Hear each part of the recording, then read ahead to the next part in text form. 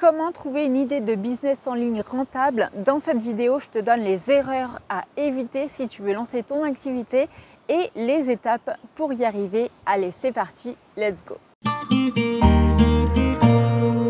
Première erreur, si tu veux trouver ton activité en ligne, c'est de choisir ton activité en fonction d'un business rentable du moment.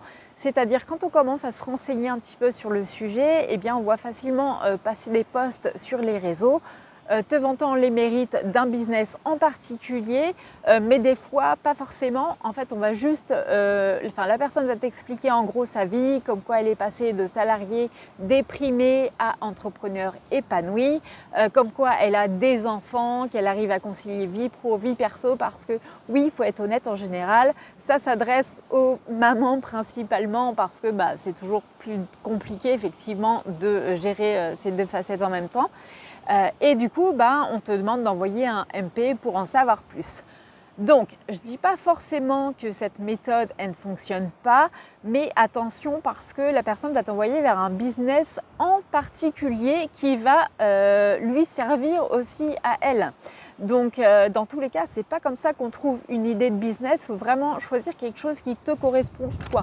Deuxième erreur, c'est de penser que parce qu'un tel a fait X euros de chiffre d'affaires, que forcément ça veut dire que c'est viable et que toi aussi tu vas réussir. Non, malheureusement ça ne marche pas comme ça, ça saurait si c'était aussi facile. Le truc c'est que il y a l'idée de business qui est à étudier, mais pas que, c'est aussi toi et la stratégie que tu vas mettre en place et également ta persévérance qui va faire que ton activité va être une réussite ou non. Troisième erreur, c'est de partir de tes compétences actuelles pour trouver ton idée de business. C'est pas parce que dans la vie tu as été secrétaire administratif que forcément tu dois te lancer en tant qu'assistante virtuelle freelance.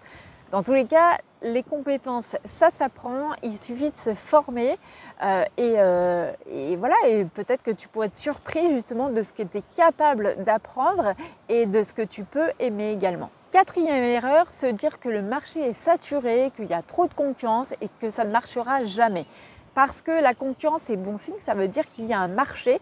Maintenant, effectivement, il va falloir trouver quelque chose pour te démarquer et ça, justement, ça se travaille. Ensuite, on va passer aux étapes pour trouver l'idée de business qui te correspond. Et pour ça, on va travailler sur 4 piliers. Allez, c'est parti. Première étape, ça va être de te recentrer sur toi. Donc, c'est un travail d'introspection. La première chose, c'est de redéfinir qui tu es et ce qui est important pour toi. Donc, c'est là où tu vas définir ta personnalité, définir tes valeurs, voilà, les convictions profondes auxquelles tu crois. Donc, je te donne un exemple, par exemple, pour essayer de trouver tes valeurs. Tu peux par exemple, depuis ton enfance jusqu'à aujourd'hui, essayer de te remémorer des moments, ça peut être des moments basiques, tout simplement, c'est pas forcément des gros événements, où tu as ressenti de la joie, de la tristesse, de la colère, de la frustration, enfin en gros des émotions fortes, qu'elles soient positives ou négatives. Et tu vas essayer de te demander pourquoi, à ton avis, tu as ressenti ces émotions aussi fort. Est-ce que quelqu'un d'autre dans ton entourage aurait réagi de la même façon? Si ce n'est pas le cas, si tu sens que en fait toi ça t'a touché plus particulièrement que quelqu'un d'autre, ça peut être un indice justement pour connaître tes valeurs et ce qui compte le plus pour toi. Et connaître tes valeurs, ça va t'aider dans le choix de ton futur business. Toujours dans l'étape numéro 1, on va étudier ce que tu aimes et ce que tu ne veux plus. Donc tu vas analyser tes centres d'intérêt, tes passions. Alors attention à savoir que c'est pas parce que tu as une passion dans la vie qu'il faut le transformer en business. Je te renvoie d'ailleurs vers une vidéo que j'ai faite à ce sujet sur le business passion, une bonne idée ou pas, qui apparaît là ou là. Parfois, c'est vrai, trouver ces centres d'intérêt, ça peut être compliqué parce qu'on a l'impression qu'on est intéressé par rien du tout ou au contraire qu'on est intéressé par trop de choses à la fois. C'est le cas notamment des multipotentiels. Pour trouver tes centres d'intérêt, tu peux essayer de te remémorer vraiment à quoi tu aimais jouer quand tu étais enfant et que ça se répétait régulièrement. Qu'est-ce que tu fais actuellement et pour lesquels tu ne vois pas le temps passer? Ou alors quels sont tes sujets de conversation préférés? Et ensuite, dans tes expériences passées, demande-toi qu'est-ce que tu n'as pas aimé et ce que tu ne veux plus. Ensuite, on va étudier ce pourquoi tu es doué. Donc là, on parle des compétences au sens large, hein, ce que tu as appris aussi, mais ce que tu sais faire particulièrement bien dans ta vie au quotidien. On parle de hard skills, donc c'est les compétences dures ou techniques, donc c'est principalement celles que tu as appris à l'école, comme par exemple l'anglais, tu as appris, je sais pas, à faire des tableaux Excel, enfin je sais pas, peu importe. Et ensuite, on a les soft skills, donc les compétences douces ou comportementales, et ça c'est plus des choses qui sont liées à l'humain, donc par exemple tu es bien organisé. Mais dans tous les cas, l'idée c'est pas de s'arrêter aux compétences mais aux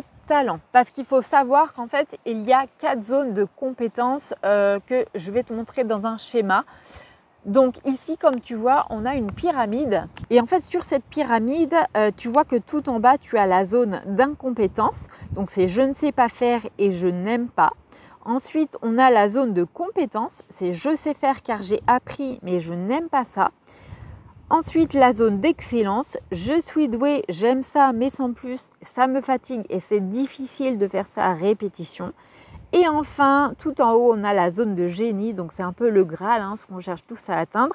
Je suis doué, j'aime ça, je ne m'en lasse pas et ça me donne de l'énergie. Et enfin, toujours dans l'étape 1, on a ce vers quoi tu veux aller. Donc là, c'est ta vie idéale, ta journée type, celle que tu aimerais vivre au quotidien. Et c'est important en fait de s'imaginer ça parce que, alors je conçois que c'est un exercice pas facile, mais en fait, on peut très bien par exemple se dire ah, tiens, j'aimerais bien faire telle ou telle activité et on se rend compte en fait que dans le quotidien de cette activité, il y a des choses qui ne nous correspondent pas parce qu'il y a des contraintes qui sont, des choses qui sont non négociables pour nous. Donc du coup, ça ne peut pas le faire. Alors bon, je te rassure, hein, dans tous les cas, l'avantage d'avoir un business en ligne, c'est qu'on peut adapter beaucoup de choses, mais pas tout non plus. Donc là, tu vois, dans l'étape 1, on a vraiment les 4 piliers et c'est vraiment un travail d'introspection qui peut paraître pénible. Là encore, je confirme, mais c'est pourtant essentiel pour poser les bonnes bases vraiment de tes recherches. Et si tu aimerais bien approfondir le truc et que tu as envie d'être accompagné, eh bien, je te propose de rejoindre ma formation qui s'appelle Idées de business en ligne rentable pour trouver justement l'idée de business en ligne qui te correspond. Donc, c'est un peu une formation hybride où tu as un mélange de cours en ligne à regarder quand tu veux et des séances de coaching individuelles avec moi. Donc, tu as toutes les infos si tu veux dans la description. Je t'invite à aller voir juste en dessous.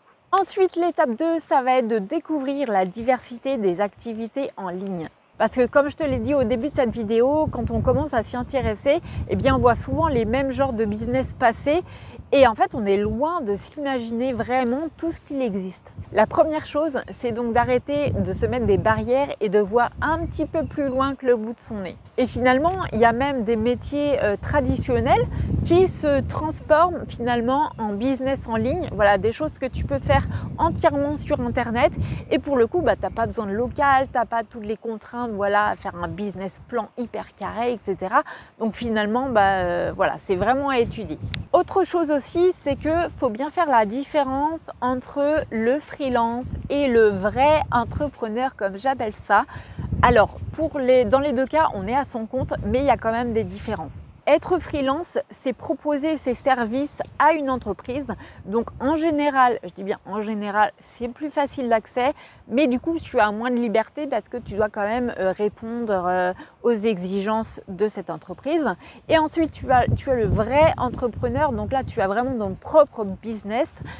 Où du coup tu as une liberté totale sur ce que tu fais, mais par contre c'est un petit peu plus exigeant parce que là pour le coup tu dois être vraiment multicasquette. Alors je ne vais pas non plus m'étaler là-dessus, sache qu'il n'y a pas un business model mieux que l'autre, mais c'est important quand même que tu comprennes bien cette différence parce que moi quand je me suis lancée en tant qu'entrepreneur, j'avais pas conscience de tout ça. Ensuite, concernant la façon concrètement dont tu vas choisir ton idée de business, je vais te donner 5 méthodes. Première méthode, choisir en fonction de tes talents. Deuxième méthode, choisir en fonction de tes centres d'intérêt. Troisième méthode, choisir en fonction d'un business model. Donc par exemple, coaching, e-commerce, etc. Quatrième méthode, choisir en fonction d'un problème identifié ou plutôt d'un manquement du quotidien. Voilà, quelque chose qui t'énerve dans la vie de tous les jours et que tu aimerais bien améliorer. Cinquième méthode, choisir en fonction de ton vécu, donc ça peut être un événement douloureux ou joyeux. On arrive à l'étape 3, ça va être celle d'évaluer et de sélectionner tes idées. À ce stade-là, eh bien normalement tu as toute une liste d'idées de business et il va falloir commencer à trier. Et pour ça, rien ne vaut le brainstorming. Alors l'idée d'un brainstorming, ça va être de mélanger tous les éléments que tu as trouvés. Voilà, tu mélanges ça dans tous les sens comme tu veux. Et en fait, l'idée, c'est d'en faire des propositions. Alors, certaines vont certainement être très loufoques. C'est pas grave, pour l'instant, tu les gardes et on verra ça après. Alors bon, je peux pas trop t'en dire plus sur ce brainstorming parce qu'en fait, tout est détaillé dans ma formation. Mais bon, voilà, tu as compris le principe. Une fois que tu as fait ton brainstorming, il va falloir vérifier que tes résultats correspondent à tes valeurs et à ta journée idéale. Et c'est en te posant les bonnes questions que tu vas pouvoir définir 2 ou 3 idées d'activité qui sortent du lot. Pour valider tes idées, il ne faut pas non plus oublier de faire une petite analyse de marché pour vérifier qu'il y a un vrai besoin derrière. Donc notamment, quelle est la concurrence? Est-ce que les personnes sont prêtes à payer pour sortir de leur situation? Est-ce que c'est un besoin urgent?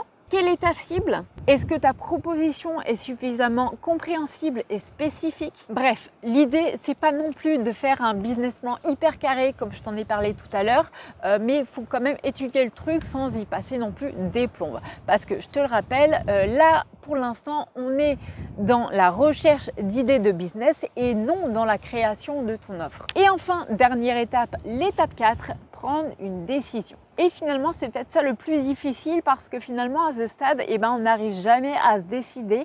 C'est justement le paradoxe de Fredkin que j'explique dans cette vidéo ici ou ici. Alors déjà, c'est clair et net que on a beaucoup de peur, on a plein de croyances limitantes, qu'on a peur de se tromper et de prendre la mauvaise décision, ce qui est tout à fait normal. Et pour t'aider à prendre cette décision, n'hésite pas à en parler à ton conjoint.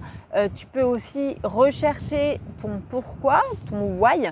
Donc ton pourquoi, j'en avais déjà parlé dans d'autres vidéos, mais en gros, c'est pourquoi tu fais cette activité. Alors, il y a pourquoi tu veux devenir entrepreneur, ça c'est une chose, mais pourquoi tu fais cette activité? Alors, il faut que ce soit quelque chose d'assez profond quand même qui te permette de ressentir des émotions fortes. Si c'est trop vague, n'hésite pas à creuser davantage. J'aime bien aussi l'exercice de la pièce de monnaie. En gros, pile, c'est l'idée numéro 1. Face, c'est l'idée numéro 2. Alors, l'idée, c'est alors, tu joues à pile ou face, effectivement, mais c'est pas vraiment le résultat qui va compter. C'est surtout la réaction que tu vas avoir et les émotions que tu vas avoir. Si ça tombe sur pile, sur l'idée numéro 1, qu'est-ce que tu ressens? Est-ce qu'il y a une petite satisfaction, un petit soulagement? Enfin voilà, sois vraiment attentif à ça, pardon. Et ça peut vraiment te donner un indice. Dans ma formation en ligne, je te propose également une matrice de décision qui va te permettre aussi de trouver la meilleure option. Voilà, donc maintenant je t'ai donné pas mal d'infos pour trouver ton idée de business en ligne. Peut-être que ça va te suffire, auquel cas tant mieux. Si tu préfères justement approfondir le truc et être accompagné, n'hésite pas à regarder ce que je te propose dans ma formation en ligne. Ou alors sinon, tu peux très bien t'abonner à ma newsletter pour avoir d'autres conseils, tout ça gratuitement. Allez, sur ce, moi je vais continuer ma balade parce que bon, ça serait dommage de ne pas en profiter quand même. J'avoue que c'est vraiment trop beau. Et puis moi je te souhaite une bonne journée, une bonne soirée et je te dis à bientôt. Ciao!